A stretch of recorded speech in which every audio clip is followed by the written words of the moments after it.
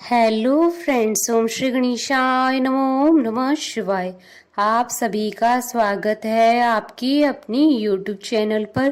Friends, आज हम आपको इस वीडियो में बताने जा रहे हैं 16 सोमवार की व्रत कब से प्रारंभ करने चाहिए। 16 सोमवार व्रत की पूजा विधि, नियम, महत्व और 16 सोमवार व्रत की पौराणिक व्रत कथा, व्रत की उद्यापन विधि के बारे में। फ्रेंड्स, वीडियो शुरू करने से पहले आपसे रिक्वेस्ट है, अगर आप हमारे चैनल पर नए हैं और आपने अभी तक चैनल को सब्सक्राइब नहीं किया है तो प्लीज सब्सक्राइब कीजिएगा चैनल को, साथ ही प्रेस कीजिएगा बेल आइकन को, जिससे नए वीडियो से रिलेटेड नोटिफिकेशन आपको तुरंत प्राप्त हो सके।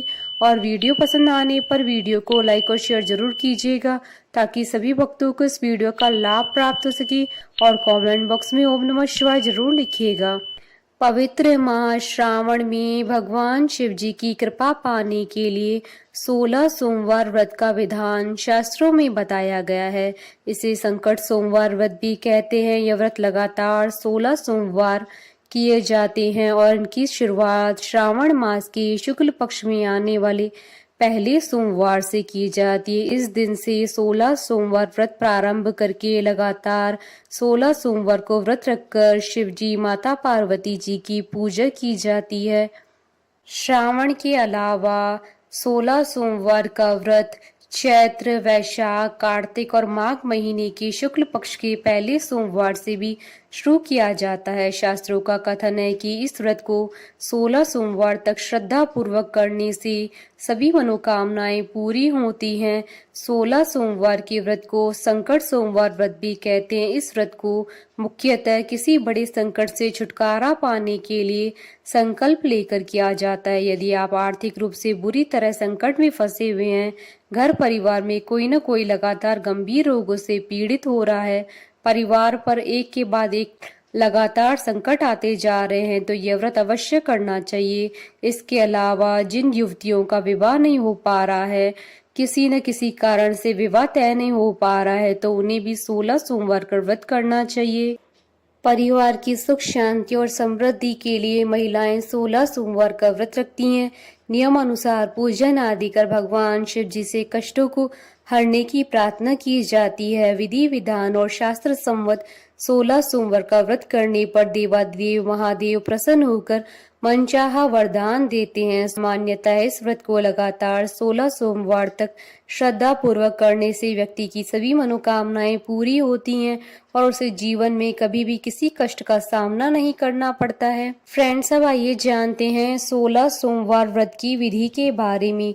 शास्त्रों में बताई गई विधि के अनुसार 16 सोमवार व्रत प्रारंभ करने के लिए श्रावण माह के शुक्ल पक्ष में आने वाले पहले सोमवार को चुना जाता है। इस दिन व्रती सूर्योदय पूर्व उठकर स्नान आदि से निवृत्त होकर शिव जी की पूजा करे और अपने संकट से मुक्ति के लिए भगवान शिव जी के सामने 16 सोमवार व्रत करने का संकल्प लें। इसके बाद दिन भर अन्न जल ग्रहण न करें। शाम को आधा सेर गेहूं के आटे का चूरमा बनाएं। शिव जी की पूजा करें। पूजा में बेल पत्र, आंकड़े के फूल, धतूरे आदि को अर्पित करें। पूजा करने के बाद कथा करें, आरती करें, चूरमा बनाकर शिव जी को चढ़ाएं। फिर इस प्रसाद के 3 भाग करें।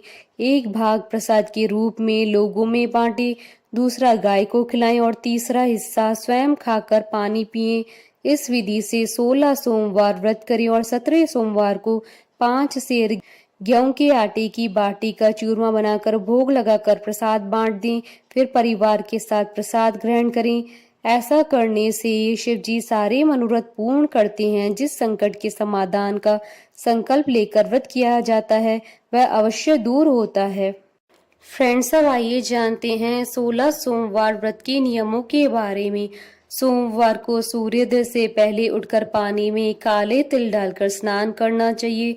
इस दिन पानी में हल्दी को मिलाकर सूर्य देव को जरूर अर्पित करना चाहिए। घर में है तो तांबे के पात्र में शिवलिंग को रखें। यदि मंदिर में है तो भगवान शिव जी का अभिषेक जल या गंगा जल से करें। यदि कोई विशेष कामना है तो उसकी पूर्ति के लिए दूध, दही, घी, शहद, चने की दाल, सरसों तेल, काले तिल आदि कई सामग्रियों से अभिषेक करने की विधि भी आप कर सकते हैं।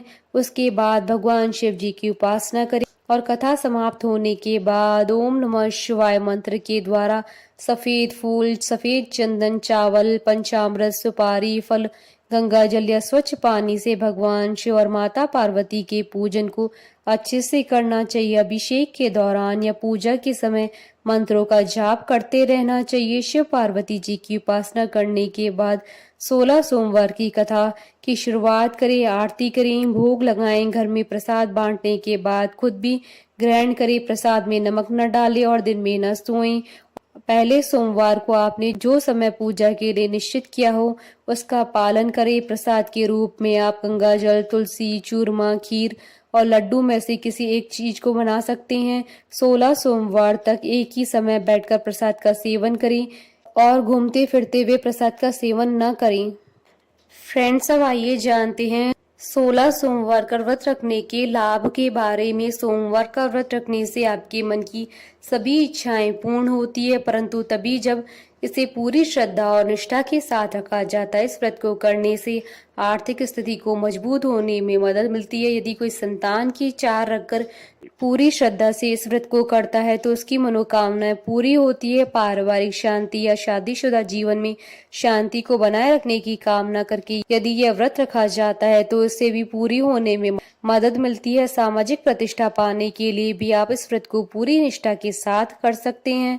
यदि आप किसी बीमारी से परेशान हैं और से निजात पाना चाहते हैं तो आप इस व्रत को मन्नत मांगकर रख सकते हैं।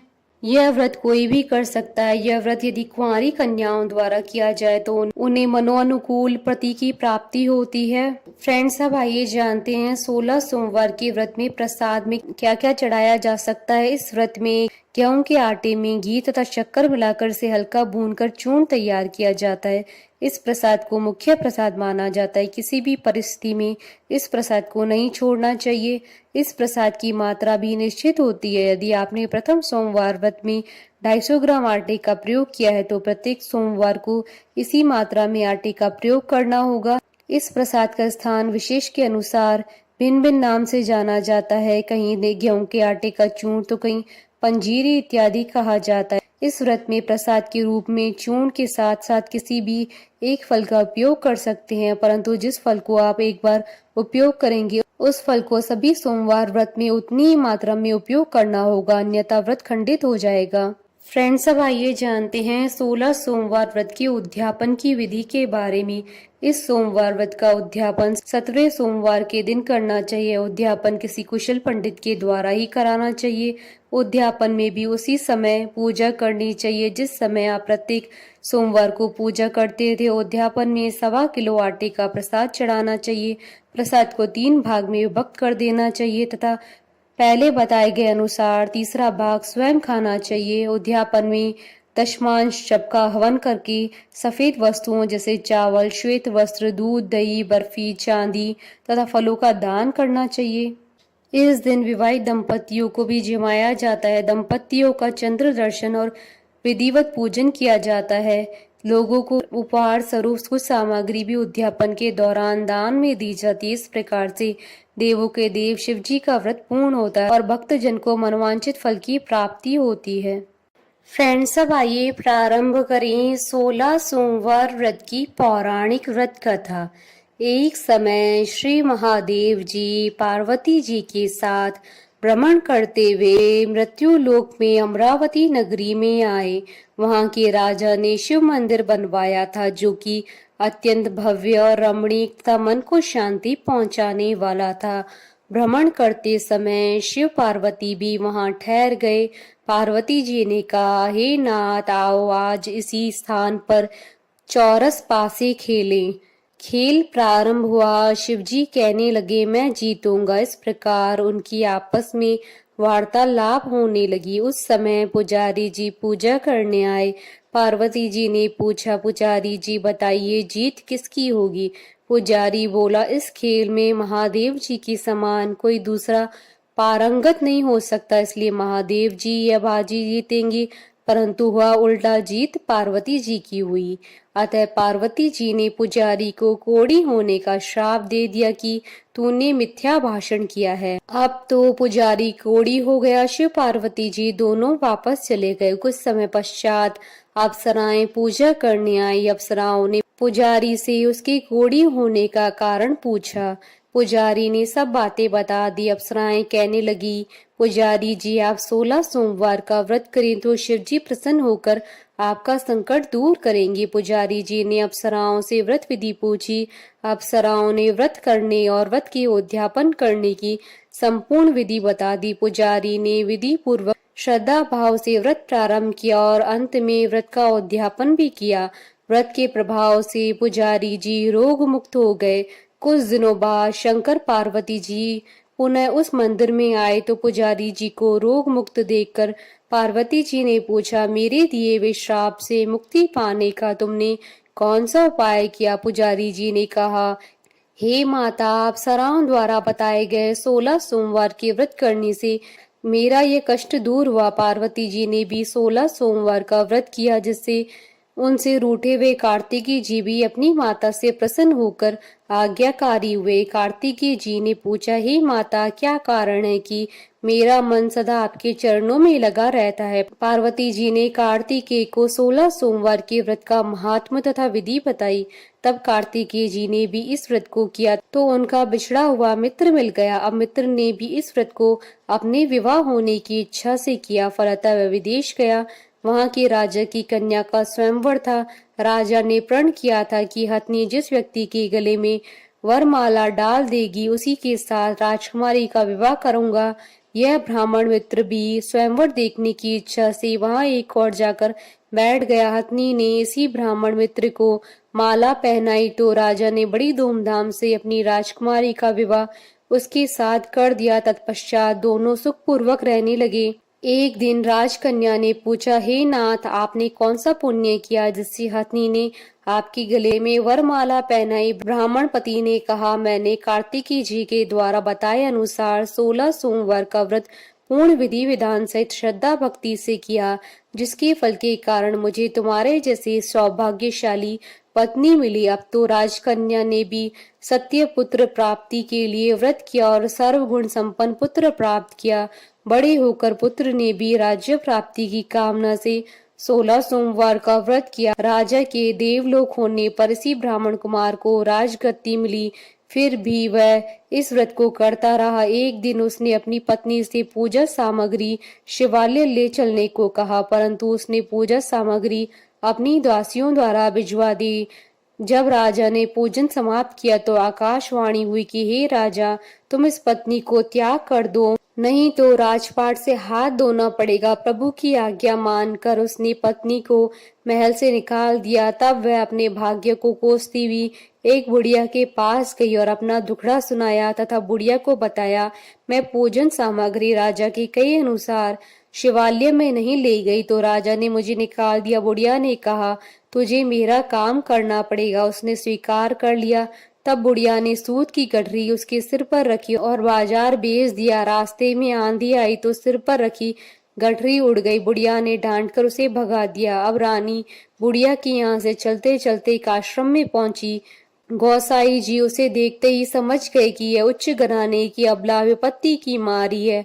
वह उसे धैर्य बंधाते हुए बोले, बेटी तू मेरे आश्रम में रहे, किसी प्रकार की चिंता मत कर। रानी आश्रम में रहने लगी, परंतु जिस जिस वस्तु को वह हाथ लगाती वह वस्तु खराब हो जाती। यह देखकर गोसाई जी ने पूछा, बेटी किस देव के अपराध से ऐसा होता है? रानी ने बताया कि मैंने अपने पति की आज्ञा का उल्लंघन किया और शिवालय में पूजन के लिए नहीं गई, इससे मुझे घोर कष्ट उठाने पड़ रहे हैं। गोसाई जी ने शिव जी से उसके कुशल क्षेम के लिए प्रार्थना की और कहा, बेटी तुम 16 सोमवार का व्रत विधि के अनुसार करो।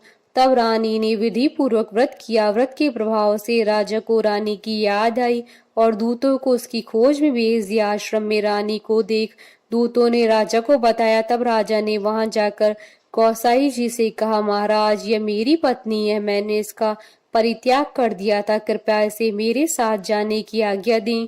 शिव जी की कृपा से प्रतिवर्ष 16 सोमवार का व्रत करते हुए वे आनंद से रहने लगे। अंत में शिवलोक को प्राप्त हुए। कथा सुनने के पश्चात शिव जी की आरती अवश्य करें।